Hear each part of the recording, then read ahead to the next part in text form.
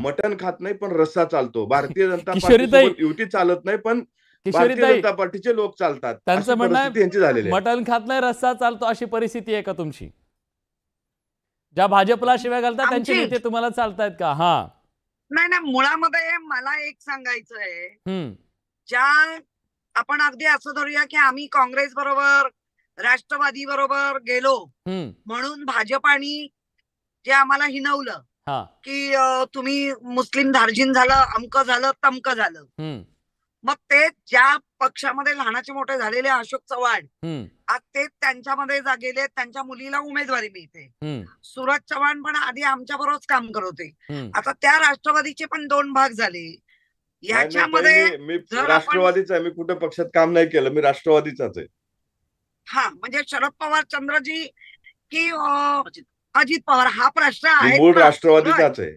ठाकरे इकडून परतली काय आणि तिकडून परतली तरी ती करपायची करपली ना. त्यामुळे मला असं म्हणायचंय, आम्हाला नावं जी ठेवताय मुळात ज्या पद्धतीने ह्या 2019 म्हणजे 22 पासून जो पूर्ण महाराष्ट्राचा ऱ्हास झाला, त्या ऱ्हास मध्ये सुद्धा आम्ही आमच्या ह्याच्यावरती उभे राहिलो ना. आम्ही उडते पंछी नाही, इकडनं उडायचं फक्त फायद्यासाठी बसायचं, तिकडनं त्या डाळीवर बसायचं फायदा. आम्ही आमच्या पक्षाचं चांगले दिवसही पाहिले, वाईटही दिवस पाहिले, ह्याच्या पुढे तर चांगले दिवस बघणार आहोत. बर मनीषाताई, तुम्हाला टोला हाणलाय त्याने, उडते पक्षी नाही येत म्हणतायत आमच्याकडे. जाऊ दे, त्यांनी मेलेल्याच्या टाळूवरचे जे लोणी खातात त्यांच्या प्रश्नांना काय उत्तर द्यायचे? कोविड घोटाळा, SRA घोटाळा, बॉडी बॅग घोटाळा, यांच्या प्रश्नांना मी काय उत्तर द्यायला बांधील नाहीये आणि त्यांच्या टोमण्यांना मी भीक देखील घालत नाही. मला कोर्टाने क्लीन चिट दिली हो, जरा लक्ष द्या. जरा आमदारकी जर आता मिळवली आहे ना तर अभ्यासपूर्वक बोला. बॉडी बॅग मध्ये माझा काडीचा संबंध नाही हे कोर्टाने सांगितलंय. आणि जर तुम्ही संविधानाला मानत असाल, स्वतःला लावून घेताय वाटेल तसा बडबडणाऱ्या आणि चारित्र्य म्हणून काय आहे तर दुनियाला माहितीये. ते चारित्र्य तुमचं सगळ्यांचं तपासूया, तुमचंही तपासू. नाही वैयक्तिक नको, आपण मुद्द्याबद्दल म्हणून मी तुमच्या शोला येत नाही. नाही वैयक्तिक नको, आपण मुद्द्याबद्दल बोलू. सर्टिफिकेट द्यायला कोण कोणाला बसलं इथे? नाही आपण त्यांचं म्हणणं आहे तुमच्याकडे सुद्धा सर्टिफिकेट किशोरी पेडणेकर देणार. नाही मी ते मान्य करणार नाही. आपण वैयक्तिक नको, मुद्द्याबद्दल बोलू ना.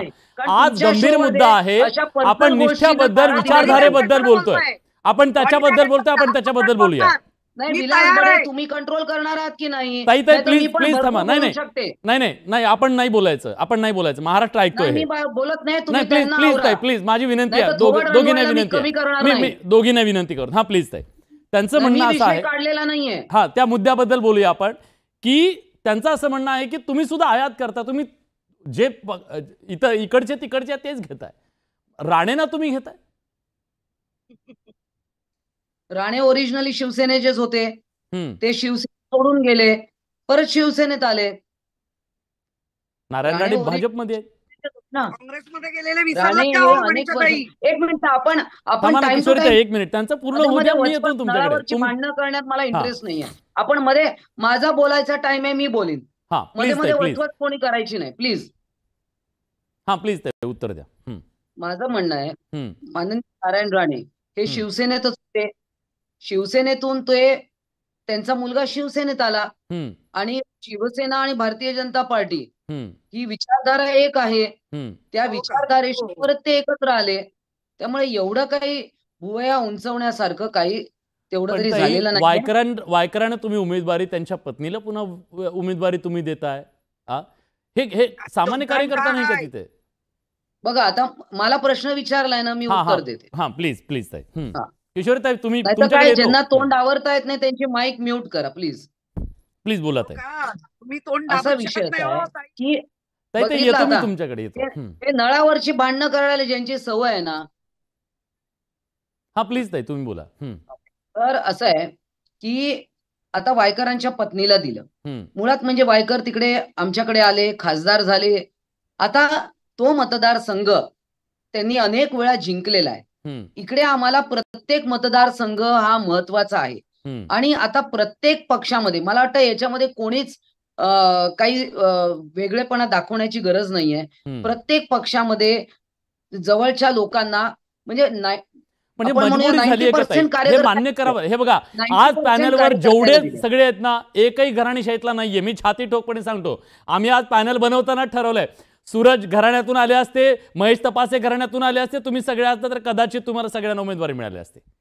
मला वाटतं त्यांच्या चेहऱ्यावरची स्माईल सांगते हे सगळं. मजबुरी आहे का तुमच्या राजकीय पक्षांची मजबुरी झाली आहे का ह्या सगळ्या घराण्यांच्या पुढे गुडघे टेकलेत का तुम्ही? माझा सवाल आहे. असं नाहीये विलासजी, मी बोलू का?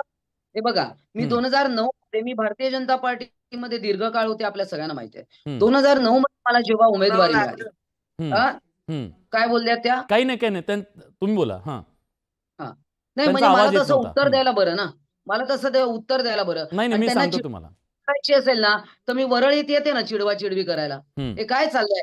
हे शोचं काही क्वालिटी ठेवा ना प्लीज. बोलत आहे तुम्ही पूर्ण करा. तुम्ही पूर्ण करा. नाही, मी महत्वाचा बोलत आहे ना, माझी लिंक तोडायची असेल ना, मी सुद्धा त्यांची लिंक. तुम्ही त्याला बळी पडू नका ताई. तुम्ही तुमचं बोला. अरे पण ते मध्ये मध्ये का बोलतात आहे? काय आज प्लीज नको.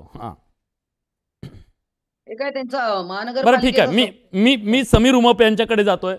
सतरंजी संघटनेचे ते प्रमुख आहेत. मुळात महाराष्ट्राला सांगा एकदा समीरजी, हे माहित नाहीये, आज न्यूज 18 लोकमतच्या या बडे मुद्द्याच्या माध्यमातून महाराष्ट्राच्या समोर आणतोय. ह्या महाराष्ट्रात असा एक प्रयोग झालाय जो सतरंजी उतरणाऱ्या कार्यकर्त्यांचा आवाज बनलेला आहे. काय तुमची संघटना, काय करताय तुम्ही, का तुम्हाला ही संघटना बनवावी लागली? गेल्या अनेक वर्षापासून आम्ही सामाजिक राजकीय जीवनामध्ये काम करत आहे आणि हे काम करत असताना आम्ही नेते घडवण्याचं काम केलं आणि हे नेते घडवल्यानंतर आम्हाला जी काही निराशा निर्माण झाली, म्हणून आम्ही सर्व पक्षांना सोबत एकत्र घेऊन आम्ही कुठंतरी आपल्या भागामध्ये जे काही गेल्या 25 वर्षापासून जनतेची निराशा झाली आणि त्यामध्ये खऱ्या अर्थानं आम्ही सर्व पक्षांच्या कार्यकर्त्यांना एकत्र घेऊन ही सतरंजी संघटनेची स्थापना केली. बरं, तुमचं उद्दिष्ट काय आहे? ह्या संघटनेचं उद्दिष्ट काय आहे आणि वेदना काय तीही सांगा. वेदना एवढ्याच आहे की जेव्हा सर्व कार्यकर्त्यांनी ज्यांना नेत्यांना घडवण्याचं काम केलं आणि जेव्हा नेत्यांनी कार्यकर्त्यांचा जे काही त्याच्यामध्ये क्षमता होती, त्यांना ह्या चांगला कार्यकर्ता हा काम करणार आहे, समाज त्याच्याकडे बघत आहे, हे जेव्हा नेत्यांच्या लक्षात आलं तेव्हा नेत्यांनी डावलणं सुरू केलं आणि म्हणून खऱ्या अर्थानं आपल्या मतदारसंघामध्ये जर सत्तेमध्ये राहून जर आपल्या मतदारसंघामध्ये न्याय मिळू शकत नाही, डेव्हलपमेंट कुठंच होताना दिसत नाही, सर्व प्रश्न जिथच्या तिथेच आहे, शेतकऱ्यांची अवस्था ते आहे, सिंचनाची अवस्था तशीच आहे, बेरोजगारांची अवस्था तशीच आहे आणि एक मतदारसंघामध्ये एक आवाज उठला की नाही आता कुठंतरी सामान्य कार्यकर्त्यांनी पुढे आलं पाहिजे आणि म्हणून खऱ्या अर्थानं आम्ही सर्व पक्षाचे, मग उभाटा असो, काँग्रेस असो, बीजेपी असो, राष्ट्रवादी असो, अशा सर्व कार्यकर्त्यांनी एकत्र होऊन आम्ही सतरंजी संघटनेची स्थापना केली. ठीक आहे.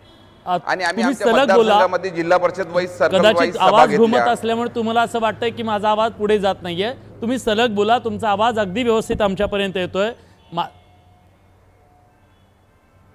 यानंतर आपण थेट जातो. बाळासाहेब थोरात बोलताय, मी येतो तुमच्याकडे. बाळासाहेब थोरात बोलतायत, आपण थेट जातो. असं नाही, तुम्ही तुमचा हिशोब चुकतोय. सर काँग्रेसची यादी कधी येईल? ठीक आहे, पत्रकारांचा हिशोब चुकतोय असं ते म्हणतात. समीरजी, आता मुद्दा हाच आहे की सर्व राजकीय पक्षांच्या याद्या आता आपण बघितल्या, जे संभाव्य उमेदवार ते बघितलं, घराणेशाहीला किती मोठ्या प्रमाणात प्राधान्य दिलंय. नुसती यादी जरी वाचली ना तर पुढचा 1 तासाचा शो त्याच्यावरच होईल यादीवरती. तुम्हाला काय वाटतंय, सगळ्या प्रस्थापित पक्षांनी घराणेशाहीच्या पुढे, घराण्यांपुढे गुडघे टेकलेत का? आता अवस्था अशी आहे की वडील एका पक्षात आहे, मुलगा दुसऱ्या पक्षात आहे आणि खऱ्या अर्थाने ज्या सामान्य कार्यकर्त्यांनी या राज्यामध्ये काम केलं आहे तर त्या सामान्य कार्यकर्त्याकडे पक्ष सुद्धा पाहायला तयार नाही आणि कुठंतरी या प्रस्थापितांना हे थांबवलं पाहिजे. पण ह्या पक्षात ती भूमिका घेताना दिसत नाही.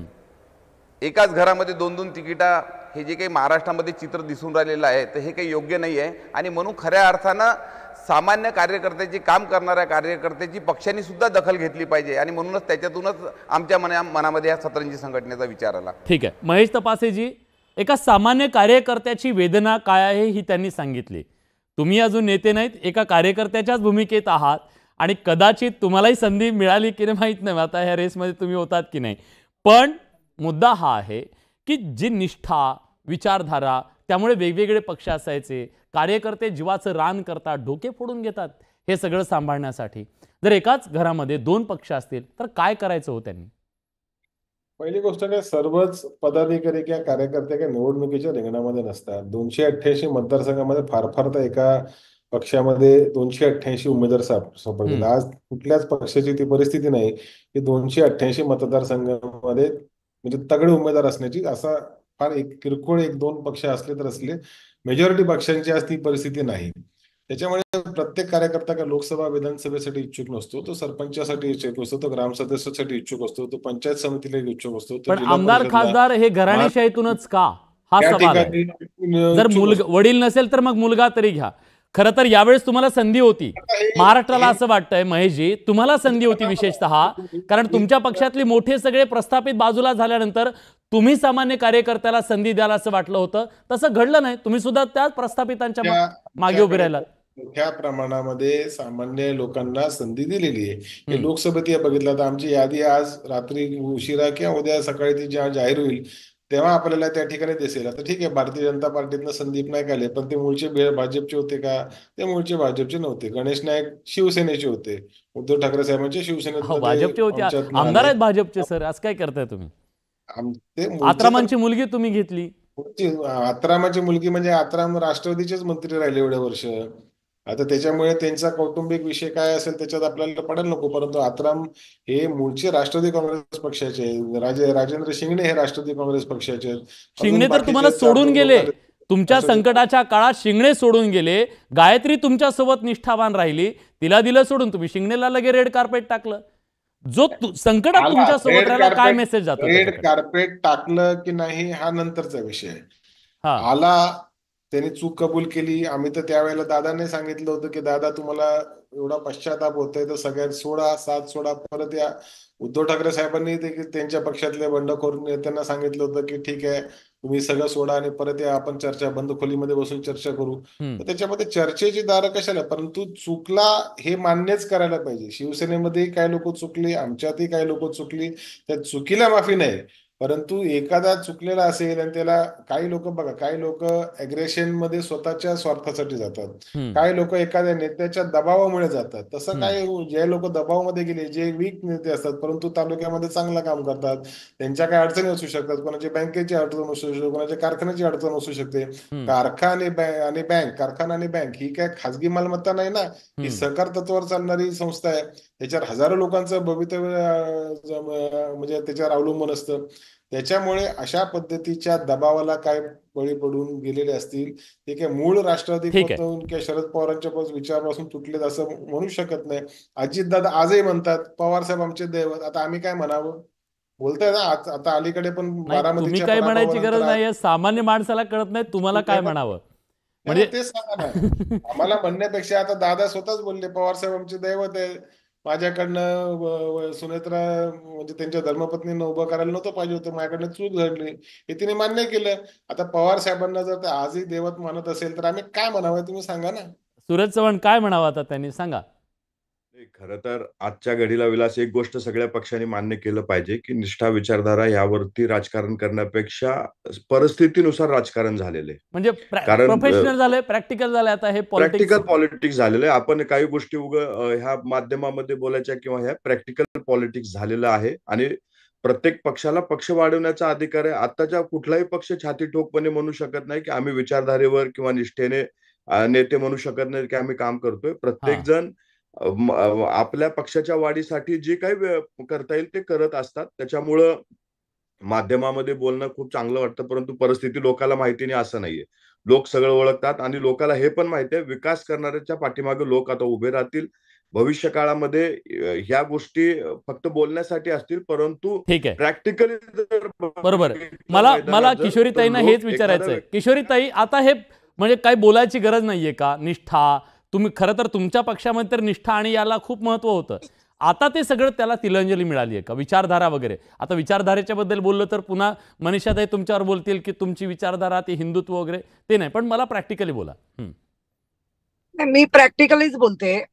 ज्या पद्धतीने 22ला जे काही महाराष्ट्रामध्ये गद्दारीच्या माध्यमातून घडलं ते अख्खा महाराष्ट्राने पाहिलं, मी सांगायची गरज नाही. हे महाराष्ट्रामध्ये ज्या पद्धतीने 50 खोके वगैरे हे आम्ही नाही बोललेलो. त्यामुळे विचारधारा आणि निष्ठा आजही शिवसेना, उद्धव बाळासाहेब ठाकरे इतकं सगळं करूनही सगळे जे नेते म्हणजे सूरजदादांनी आता सांगितलं त्याला माझी खरंच मान्यता आहे. स्वतःच्या फायद्यासाठी पाहिजे तिकडे उड्या मारणं ते घडलंय आणि घडतंय. परंतु आजही उद्धव बाळासाहेब ठाकरेंबरोबर असलेले सगळे विचारधारा आणि निष्ठेला धरून आहेत हे मी छाती ठोक माझ्या सहित सांगेन. ठीक आहे, मनीषाताई बोला. बरं, आता मी कोणाच्याही मध्ये बोललेले नाहीये. त्याची माझी विनंती आहे तुमच्या मार्फत की मध्ये कोणी बोलू. मुळात प्रश्न असा आहे की 2019ला मॅन्डेट हे जनतेने शिवसेना भारतीय जनता पार्टीला दिलं आणि लोकांचं मॅन्डेट आपण झटकलं आणि आपण वेगळ्याच 2 पक्षांची युती केली. आता लोकांनी तुम्हाला दोघांना एकत्र पाहिलेलं, लोकांनी तुम्हाला दोघांना एकत्र मतदान केलं. मोदीजींचे फोटो, माननीय बाळासाहेब ठाकरेंचे फोटो हे एकत्रित लावण्यात आले आणि हे असं मॅन्डेट दिलेलं. त्याच्यामुळे गद्दारीचा विषय बाजूला ठेवा.